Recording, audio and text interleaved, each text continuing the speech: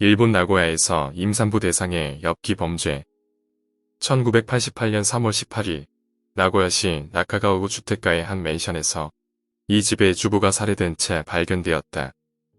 그 살해 방법은 실로 참혹하기가 이를 데가 없었는데 그 살해 방법은 양손을 단단히 묶고 전깃줄로 교살한 후 커터와 같은 얇은 칼날로 복부를 비스듬히 갈라 그 안에 퇴화를 산채로 꺼낸 것이었다.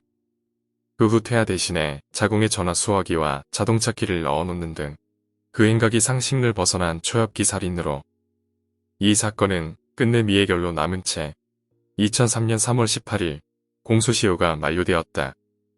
1988년 3월 18일 오후 6시 50분경 나고야시 나카가와구 토미타츠의 회사원 Y씨는 일을 마치고 회사에서 자택으로 전화를 걸었다. 아내 X씨가 임신 중이었던 데다 출산 예정일이었던 13일이 지났음에도 아직 출산을 하지 않은 상태라서 걱정이 되었기 때문이다. 그러나 몇 번이나 전화벨을 울려도 아내는 전화를 받지 않았다. 그날 오후 1시 10분경에도 한 차례 전화를 걸었지만 그때는 금방 받았었다. 걱정이 된 Y씨는 서둘러 자택으로 돌아왔다. 집까지 오는데 걸린 시간은 30분 정도. 오후 7시 40분경 신흥주택지에 있는 맨션 2층의 자택에 귀가하자 의심스러운 점이 있었다. 언제나 자물쇠를 채워두는 현관문이 웬일인지 열려 있었던 것이다. 방 안은 깜깜했고 아내의 모습은 보이지 않았다.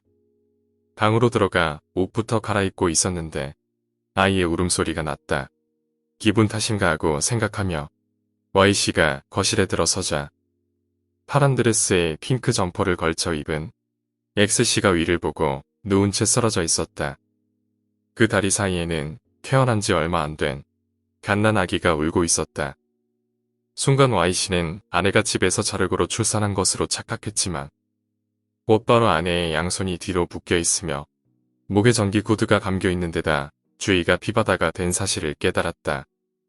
X씨는 이미 의식이 없었고 호흡도 하지 않았다. Y씨는 당황해서 119에 신고하려 했지만 웬일인지 전화기가 코드째로 사라져 있었다. 하는 수 없이 아래층 전화를 빌려 신고하고 방으로 돌아온 Y씨는 갓난아이의 몸부터 닦아주려다 아내의 복부에 이상이 있는 것을 눈치챘다.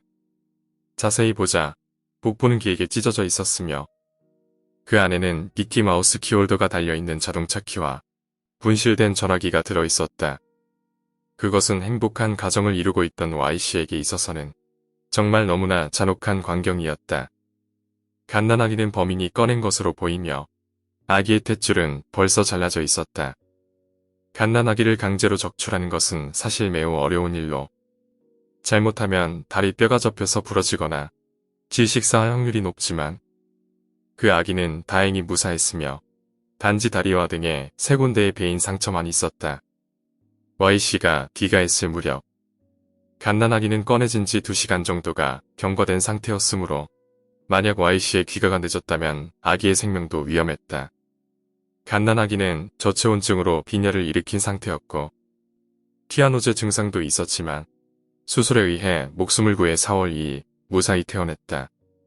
X씨의 사망 원인은 전기 코드로 목을 졸린 것, 부검 결과 오후 3시를 지났을 무렵에 살해된 것으로 보인다.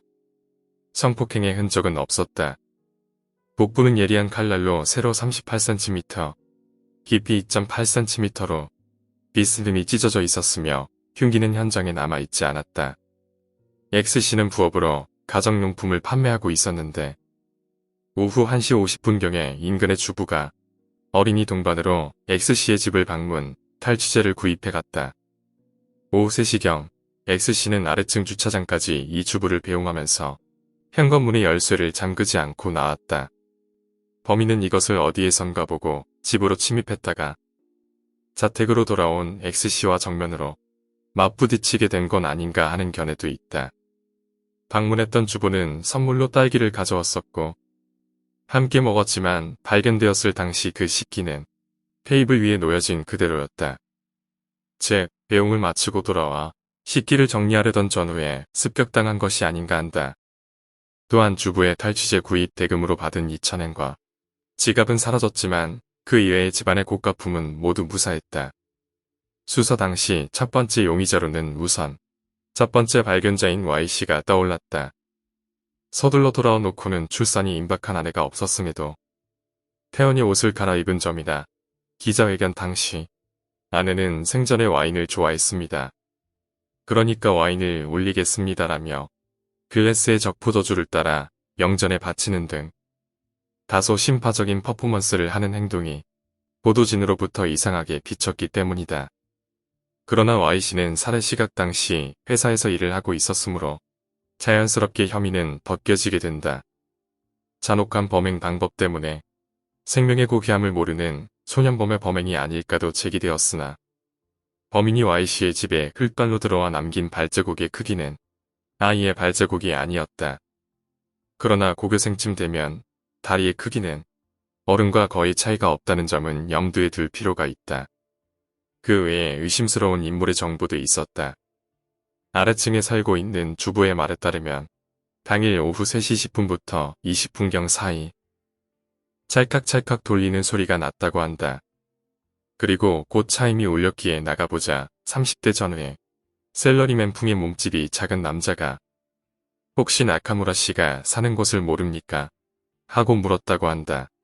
왠지 기분 나빴던 주부는 곧바로 모릅니다라고 대답하고 문을 닫았으며 그 남자는 현장 부근에서 다른 몇 명의 사람에게도 목격되었다.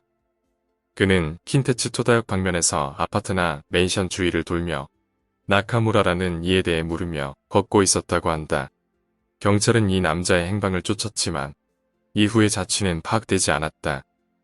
결국 그 이후로 유력한 제보도 없는 채 2003년 3월 18일 사건은 공소시효 만료를 맞이했다. 1960년 7월 이 사건과 매우 유사한 사건이 일어난 바 있었다. 그 사건은 살해된 여중생의 배가 열십자로 찢어져 있었으며 그 안에 속옷류가 들어있던 사건이었다. 이 중학생을 집에서 깨어낸 인물로 인근의 어부였던 A씨가 유력하게 떠올랐지만 그도 사건 현장 부근에서 자살한 시체로 발견되었다. 지극히 유사한 범죄 행각으로 미뤄볼 때 두 사건의 범행을 저지른 범인들은 동일범 혹은 동일한 정신상태를 가진 범인일 가능성이 있다. 오늘 이야기는 여기까지입니다. 이런 잔혹한 살해 사건이 대한민국에도 있었는데 내용은 다르지만 한 가지 떠오릅니다.